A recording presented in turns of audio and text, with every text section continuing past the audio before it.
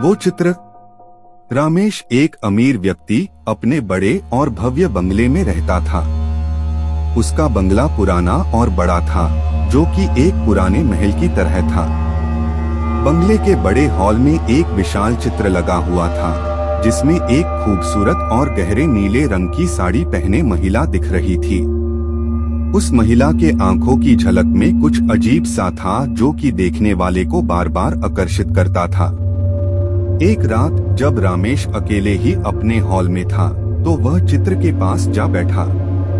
चित्र को देखते ही वह महिला की आंखों में कुछ अलग देखने लगा।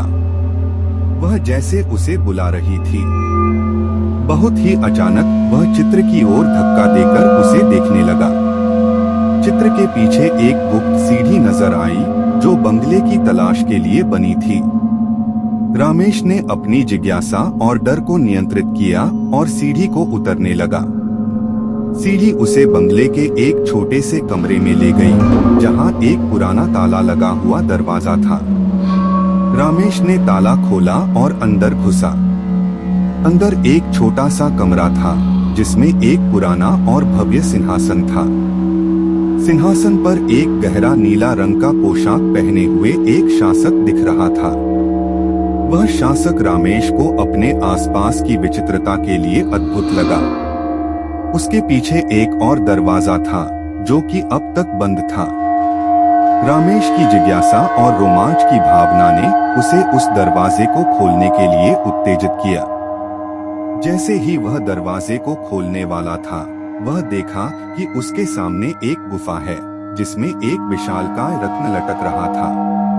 रामेश ने उस रत्न को अपने हाथ में लिया और महसूस किया कि वह रत्न उसके जीवन में कुछ विशेषता और अद्भुतता ला सकता है।